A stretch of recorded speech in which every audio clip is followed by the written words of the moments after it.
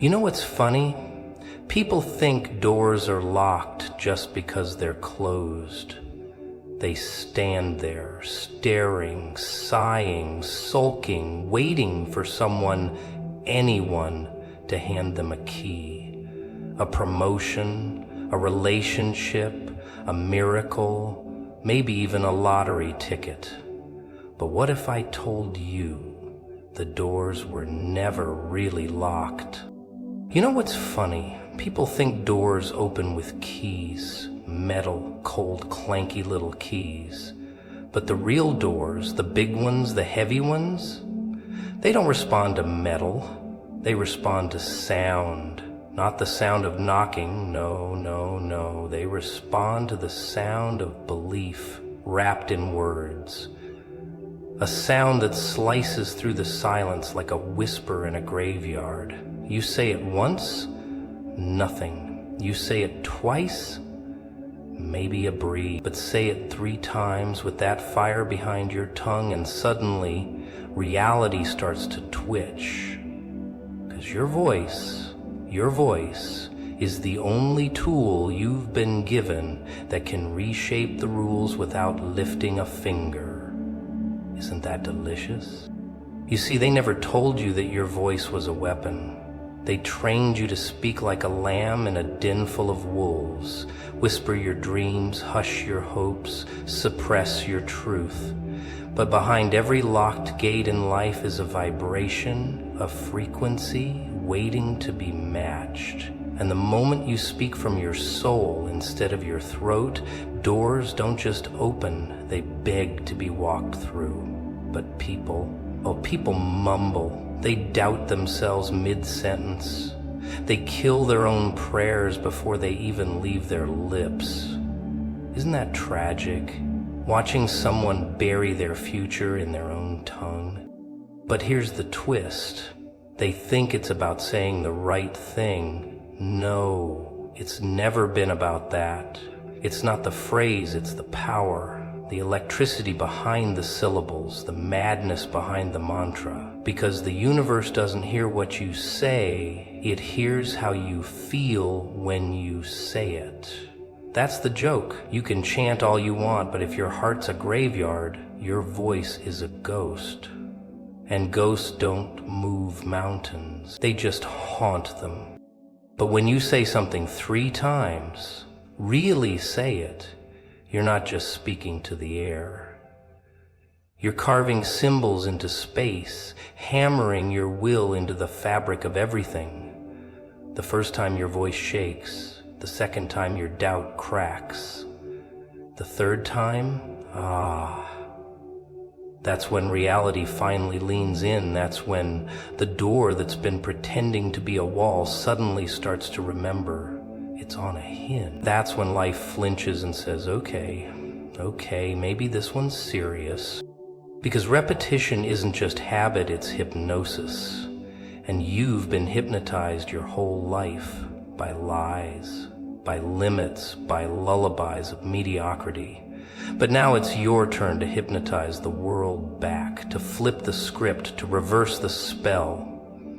You don't need magic. You are magic. You just forgot your incantation. You forgot the sound of your own storm. You let your voice rust while begging for keys that were never meant to be forged in metal, but in madness, in certainty, in chaos, in pain. But that's the thing. Most people can't even say what they want. Not out loud, not clearly, not without stuttering through their scars. Because when you speak truth, it echoes, and echoes scare the ones still hiding. You say what you want, life starts listening, but it also starts testing. It pushes, it laughs, it mocks, just to see if you'll say it again, just to see if you'll crack, or scream, or walk away. But if you hold your voice steady, if you repeat your claim louder, firmer, crazier, then the test becomes a threshold. And the threshold becomes an opening. And don't think for a second that the universe speaks in words. No, it speaks in resonance. And you, my friend, are either noise or music. So what are you? Are you whispering your way through closed doors, or are you shaking the hinges loose with every breath? Are you still waiting for permission to speak like you mean it, or are you finally realizing that every word from your mouth is a brick in your path, a step forward, a battering ram disguised as poetry? That's the cruel comedy of it all. People beg for miracles while cursing their own mouths. They want the heavens to move, but won't move their own tongue with conviction. They light candles, close their eyes, and wish while their voice stays silent. But the ones who speak with fire, the ones who dare to roar even in the quietest rooms, those are the ones who don't wait for doors to open. They burn their way through the walls, and that's what it means to speak things into existence. Not with pretty phrases, but with violent certainty. Not with charm, but with chaos. Not with hope, but with hell-bent belief that reality will bend before your sound does. They'll tell you it's about action, movement, hustle, grind, keep running, keep climbing, keep bleeding until your bones forget how rest feels. But what they won't tell you, what they're too afraid to whisper, is that sometimes it's not about running, it's about commanding.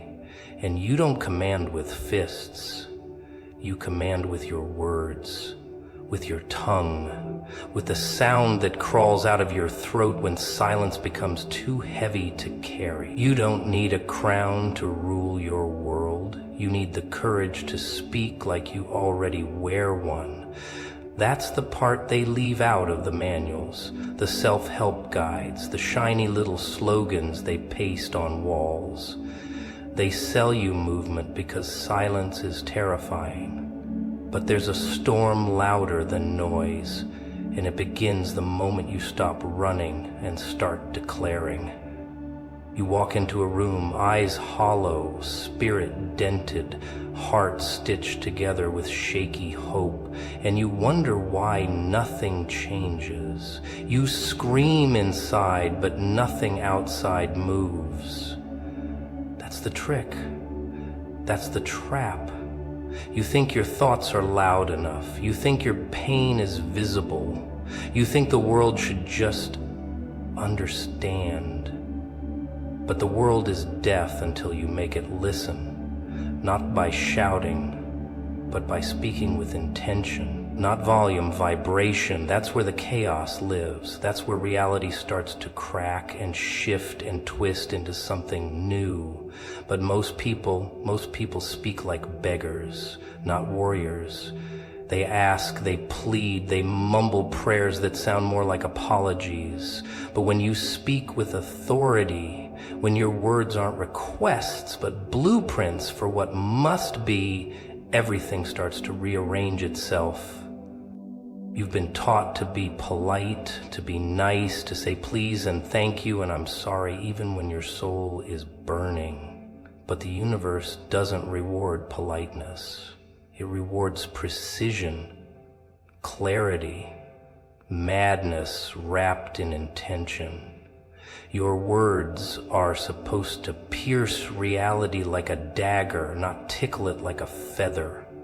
You want things to change, you want doors to open, you want the storm to stop mocking you, then you better speak like you mean it. Speak like you're the only one left standing in a battlefield of cowards. Speak like your voice is the last match in a room full of gasoline, because that's what opens doors, not charm, not etiquette, power. Raw, unfiltered, untamed power, leaking out of your mouth like a virus. But here's the problem. Most people don't know what they want. They walk around with hollow mouths and foggy minds. They recite what others told them. They echo empty dreams. And the universe, well, the universe can't respond to confusion. It doesn't know how to interpret maybes. It only reacts to certainty. So when you speak, it better be specific. It better be laced with fire, not fluff, because if your words don't shake you, they won't shake anything else. You've got to feel it rattle your bones. You've got to taste the blood behind your syllables. That's when the room changes. That's when the air gets heavier.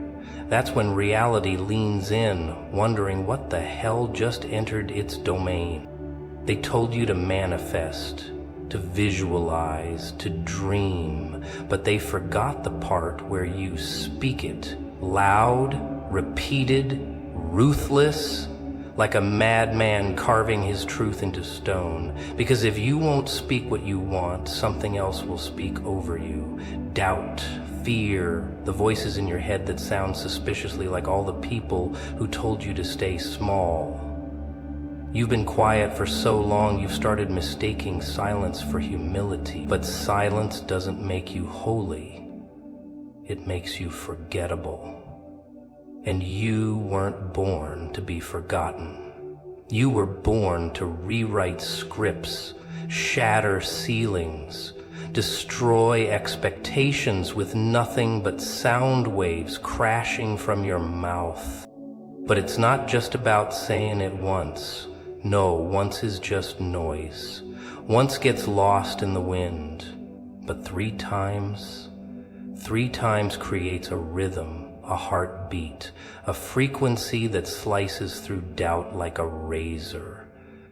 3 times isn't repetition, it's rebellion. It's a declaration that you will not be ignored, that your voice is not a whisper in a storm, it is the storm. And the universe, it responds to echoes, so if your words don't bounce back and haunt the walls, you didn't speak loud enough. This is why doors stay locked for most people, not because the key is missing, but because the knock was weak, the voice was unsure, the demand was whispered when it should have been thundered. You say it once and life shrugs, you say it twice and life stares, but say it 3 times and life starts trembling, starts shifting, starts opening pathways it never showed anyone else.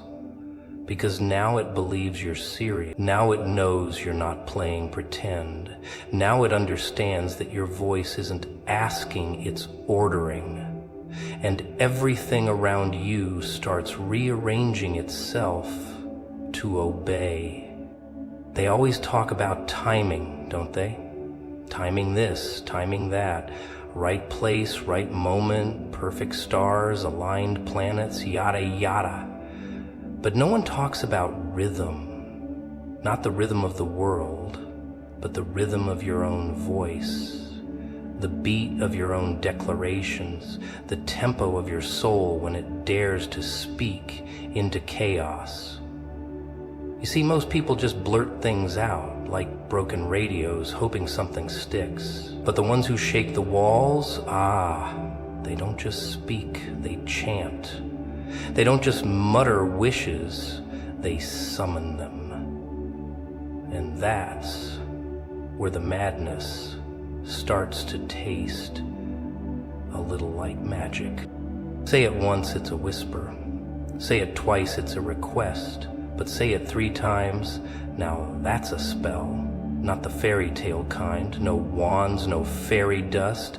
Just you, your voice, and a fire so hot it can melt the locks off any door. That's what they don't teach you in school, in Sunday sermons, in boardroom meetings.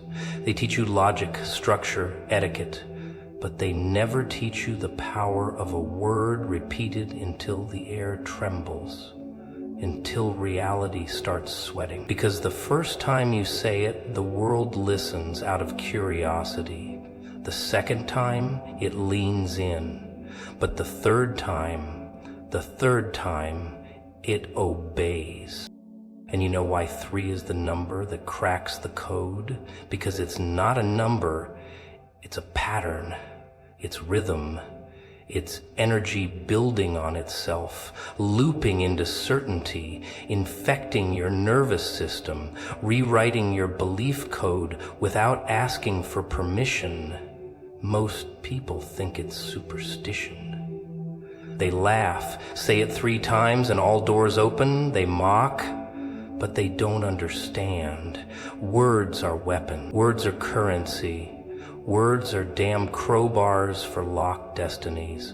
And repetition, well, repetition is just you slamming that crowbar again and again until the hinges scream. But it's not just what you say, it's how you say it. You can say the same words, but if one person whispers it with fear and another roars it with madness, guess which one the universe listens to? It's not about vocabulary, darling. It's about voltage. It's about saying it like your life depends on it, like every syllable is a war cry, like each breath carries the weight of your untold rage. You think words are soft? Then you've never seen a word tear open a future. They told you to dream. That's cute, but dreaming doesn't open doors. Speaking does. Loud, deliberate, repeated speaking. 'Cause you know what repetition really is? It's a declaration of obsession. And obsession, now that's power. The world bows to the obsessed, not the polite, not the balanced, but the unhinged souls who say the same thing over and over until the walls start to believe it too, until reality feels cornered, until fate itself starts folding under the pressure of your words. That's the secret sauce. Not inspiration, not motivation. Obsession disguised as repetition. But people don't repeat things because they're afraid they'll sound silly, afraid they'll be judged, afraid someone might call them crazy. But let me tell you a little secret. The world doesn't belong to the sane. It belongs to the ones who chant their madness until it becomes the new normal. You want to change your life? You want to bend your reality? Then get used to saying things no one else believes in, over and over until even the silence starts to echo your madness back to you. And you don't wait until it's convenient. You don't wait until you feel brave. You say it when your knees are shaking, when your voice cracks, when everything around you tells you to shut up. That's when you say it the loudest. That's when you say it 3 times, not because you're trying to convince the world, but because you're trying to convince the last piece of you that still doubts.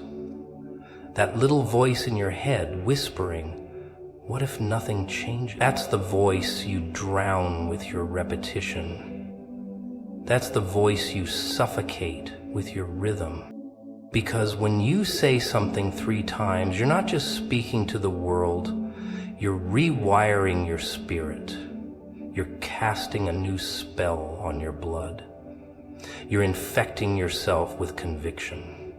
And conviction, my dear, is louder than circumstance. It's louder than pain. It's louder than logic. And when your conviction gets loud enough, reality can't help but listen.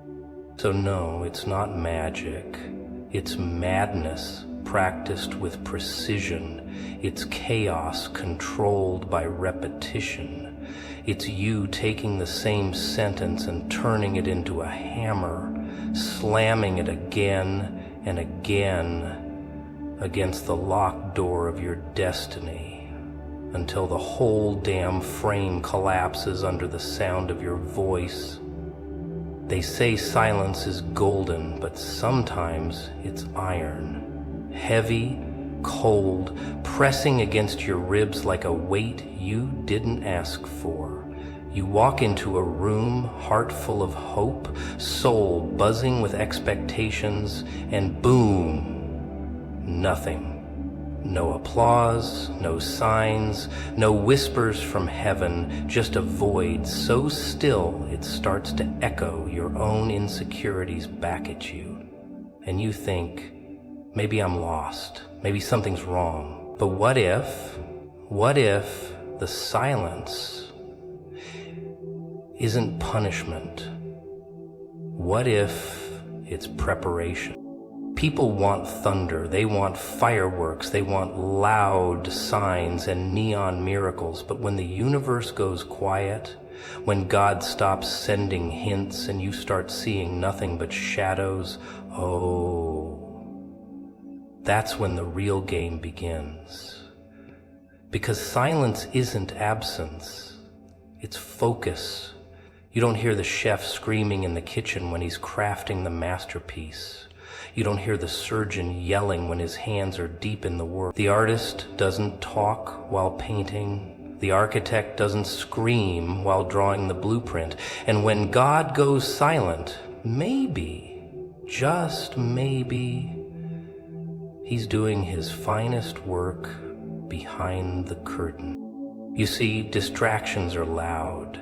Doubts are loud, people are loud, noises everywhere, scrolling, shouting, selling, spinning you like a puppet on a string, and just when you're getting too tangled in it, silence walks in like a villain in a three-piece suit, uninvited, undeniable, and suddenly all your fake comfort falls apart. All the lies you told yourself get exposed, because silence, it doesn't sugarcoat, it just stands there and stares. And that's when people crack. That's when they run back to chaos, to noise, to anything that keeps them from facing that stillness, because stillness is a mirror.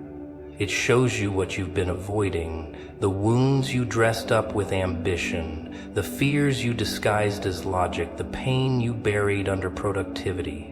Silence unwraps it all, slowly. But here's the thing, when God is silent, he's not ignoring you, he's stripping you. Stripping you of distractions, masks, temporary applause. He's cutting away the background noise so you can finally hear your own soul screaming beneath the static.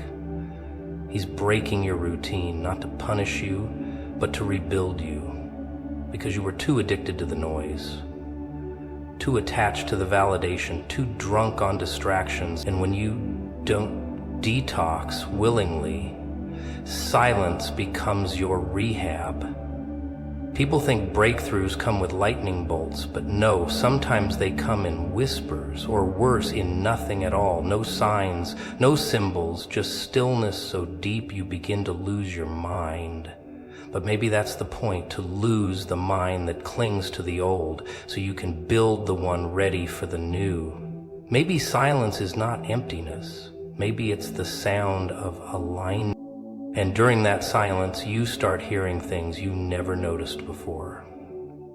The ticking of time, the weight of your own breath, the rustling of your internal chaos. It's uncomfortable, it's maddening, but it's also a reset, a purge, a brutal blessing in disguise. And only those who don't panic in the silence get to taste what's coming next. Because panic is the easy way out. But presence is the weapon. When you stand firm in silence, when you stop begging for signs and start becoming the sign, that's when the shift begins. You've been chasing noise, thinking it's guidance. But noise is just a crowd. And not every crowd leads you to clarity. Sometimes you have to walk away from the parade to hear the whisper of purpose. You have to stop entertaining clowns just to feel busy. You have to sit alone in the dark, in the quiet, and ask yourself questions no one else can answer. That's not loneliness. That's alignment therapy. That's divine surgery. That's your soul being stitched back together while the world thinks you're doing nothing. And then slowly, without warning, pieces start falling into place. Not loudly, not dramatically, just click, click, click, like puzzle pieces snapping together behind the scenes. And you realize it was never about noise. It was never about chaos. It was about making you so silent, so still, so stripped, that when the right door finally opens, you'll walk through it without dragging all your old noise along.